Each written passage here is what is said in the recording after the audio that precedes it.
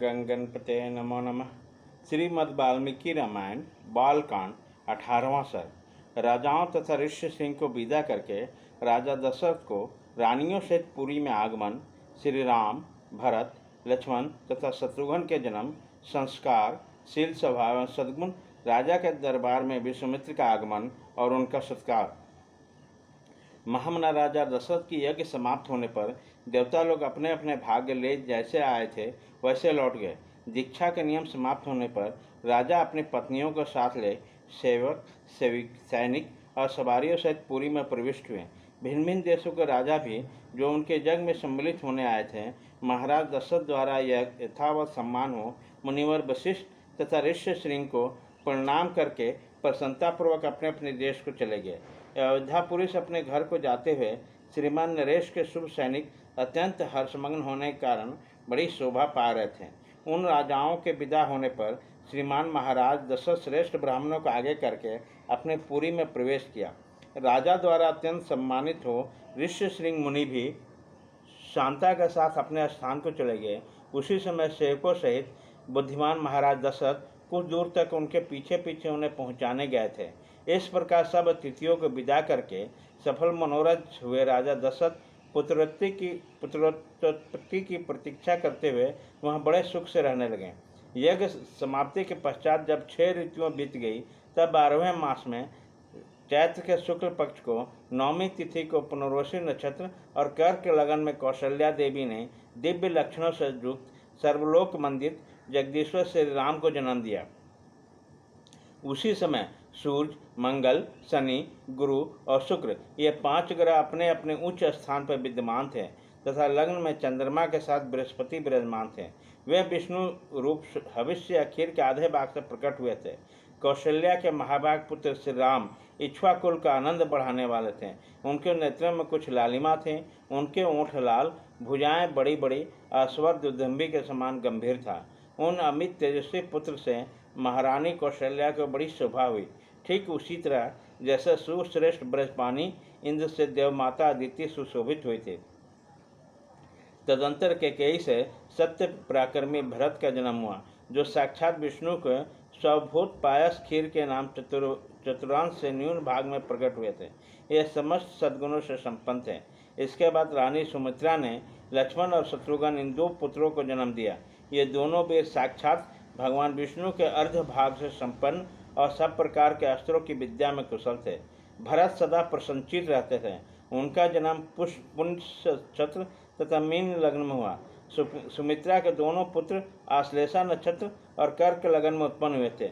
उसी समान सूर्य अपने उच्च स्थान में विद्यमान थे। राजा दशरथ ये चारों महामनुष्य पुत्र पृथक पृथक गुणों से संपन्न और सुंदर थे।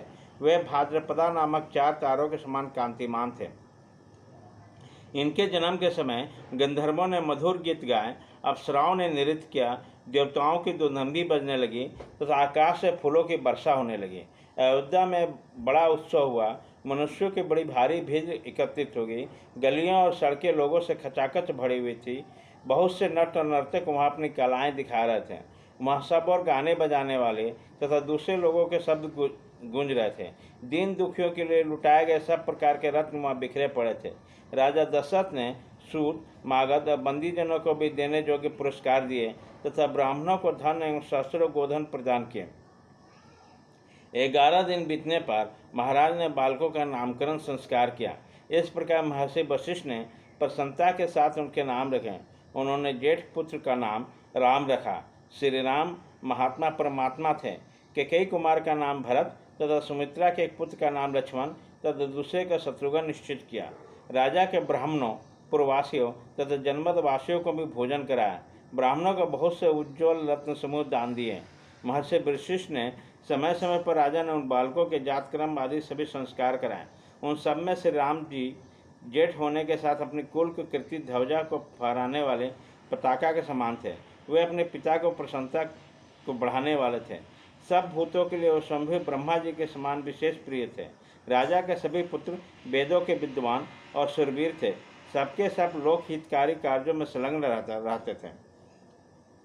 सभी ज्ञानवान और समस्त सद्गुणों से संपन्न थे। उन्हें भी सत्य पराक्रमी श्री रामचंद्र जी सबसे अधिक तेजस्वी और उन सब लोगों के विशेष प्रिय थे। वह निष्कलंक चंद्रमा के समान शोभा पाते थे। उन्होंने हाथी के कंधे पर और घोड़े के पीठ पर बैठने के तथा रथ हाँकने की कला में भी सम्मानपूर्वक स्थान प्राप्त किया था। वे सदा धनुर्वेद का अभ्यास करते और पिताजी की सेवा में लगे रहते थे। लक्ष्मी की वृद्धि रखने वाले लक्ष्मण बाल्यावस्था से ही श्री रामचंद्र जी के प्रति अत्यंत अनुराग रखते थे। वे अपने बड़े भाई लोकाभिराम को श्री राम का सदा ही प्रिय करते थे और शरीर से ही उनकी सेवा में जुटे रहते थे। शोभा संपन्न लक्ष्मण श्री रामचंद्र जी के लिए बाहर विचरने वाले दूसरे प्राण के समान थे।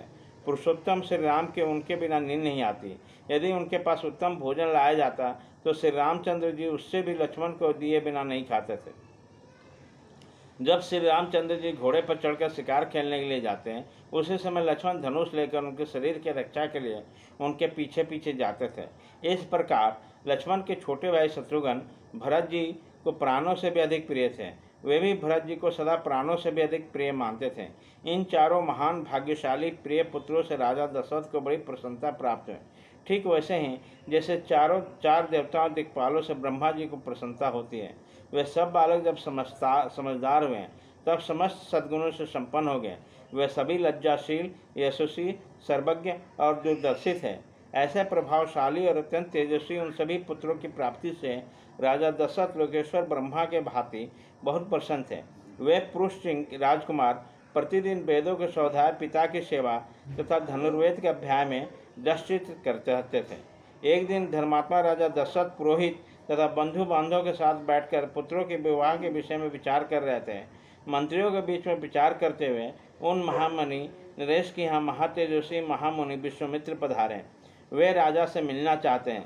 उन्होंने द्वारपालों से कहा, तुम लोग शीघ्र जाकर महाराज को यह सूचना दो कि कुशिक वंशी गंधीपुत्र विश्वामित्र आए हैं। उनकी यह बात सुनकर वे द्वारपाल दौड़े हुए गए, राजा के दरबार में गए। वे सब विश्वामित्र के उस वाक्य से प्रेरित होकर मन ही मन घबराए हुए थे। राजा के दरबार में पहुंचकर उन्होंने इक्ष्वा कुकुल नंदन और अवंदरेश महाराज महर्षि विश्वामित्र पधारे हैं, उनकी यह बात सुनकर राजा सावधान हो गए। उन्होंने पुरोहित को साथ लेकर बड़े हर्ष के साथ उनकी आगवानी की, मानो देवराज इंद्र ब्रह्मा जी का स्वागत कर रहे हैं। विश्वामित्र जी कठोर व्रत का पालन करने वाले थे। वे अपने तेज से प्रज्वलित हो उठते थे। उनका दर्शन करके राजा का मुख प्रसन्नता से खिल उठा और उन्होंने महर्षि को अर्घ्य निवेदन किया। राजा के यह अर्घ्य शास्त्रीय विधि के अनुसार स्वीकार करके महर्षि ने उनका कुशल मंगल पूछा। धर्मात्मा विश्वामित्र ने क्रमशः राजा के नगर, खजाना, राज, बंधु बांधव तथा मित्रवर्ग आदि विषय में कुशल प्रश्न किया। राजन, आपके राज्य की सीमा में निकट रहने वाले शत्रु राजा तो आपके नतमस्तक तो हैं। आपने उन पर विजय तो प्राप्त की है ना। आपके यज्ञ योग आदि देवक्रम तथा अतिथि सत्कार आदि मनुष्य क्रम तो अच्छी तरह संपन्न होते हैं ना। इसके बाद महाभाग मुनिवर विश्वामित्र ने वशिष्ठ जी तथा अन्य ऋषियों के साथ मिलकर उन सबका यथावत कुशल समाचार पूछा। फिर वे सब लोग प्रसन्नचित होकर राजा के दरबार में गए और उनके द्वारा पूजित हो यथायोग आसन पर बैठे।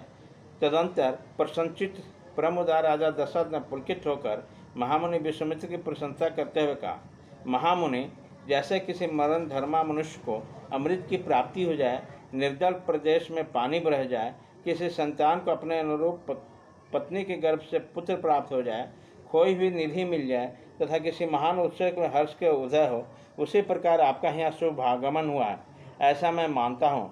आपका स्वागत है। आपके मन में कौन सी उत्तम कामना है जिसको मैं हर्ष के साथ पूर्ण करूँ? ब्राह्मण, आप मुझे सब प्रकार की सेवा लेने के योग्य उत्तम पात्र हैं। मानव, मेरा अहोभाग्य है जो आपके यहाँ तक पधारने का कष्ट उठाया। आज मेरा जन्म सफल और जीवन धन्य हो गया। मेरी बीती हुई रात सुंदर प्रभात दे गई है, जिससे मैंने आज आपको ब्राह्मण शिरोमणि का दर्शन किया। पूर्व काल में आप राजर्षि सबसे उपलक्षित होते थे, फिर तपस्या से अपनी अद्भुत प्रभा को प्रकाशित करके आपने ब्रह्मर्षि का पद पाया। अतः आप राजर्षि और ब्रह्मर्षि दोनों ही रूपों में पूजनीय हैं। आपको जो ही हम मेरे समक्ष शुभागमन हुआ, ये परम पवित्र और अद्भुत है। प्रभु, आपके दर्शन से आज मेरा घर तीर्थ हो गया है। मैं अपने अपने पुण्य क्षेत्रों की यात्रा करके आया हूँ, मानता हूँ। बताइए, आप क्या चाहते हैं? आपका शुभागमन का शुभ उद्देश्य क्या है? उत्तम व्रत का पालन करने वाला महर्षि, मैं चाहता हूँ कि आप कृपा से अनुग्रहित होकर आपके अभीष्ट मनोरथ को जान लूँ और अपने अभ्युदय के लिए उसकी पूर्ति करूँ। कार्य सिद्ध होगा कि नहीं, ऐसे संचय को अपने मन में स्थान न दीजिए। आप जो भी आज्ञा देंगे मैं उनका पूर्ण रूप से पालन करूँगा, क्योंकि सम्मानीय अतिथि होने के कारण आप मुझ गृहस्थ के लिए देवता हैं। ब्राह्मण, आज आपके आगमन से मुझे संपूर्ण धर्मों का उत्तम फल प्राप्त हो गया है। यह मेरे अभ्युदय का अवसर आया है। मनुष्य के नरेश के कहे जाने पर यह विनययुक्त वचन, जो हृदय कान को सुख देने वाले थे, सुनकर विख्यात गुण और यश वाले समदम आदि सद्गुणों से संपन्न महर्षि विश्वामित्र बहुत प्रसन्न हुए। इस प्रकार श्री वाल्मीकि निर्मित आर्ष रामायण आदि काम बाल कांड में 18वां सर्ग पूरा हुआ।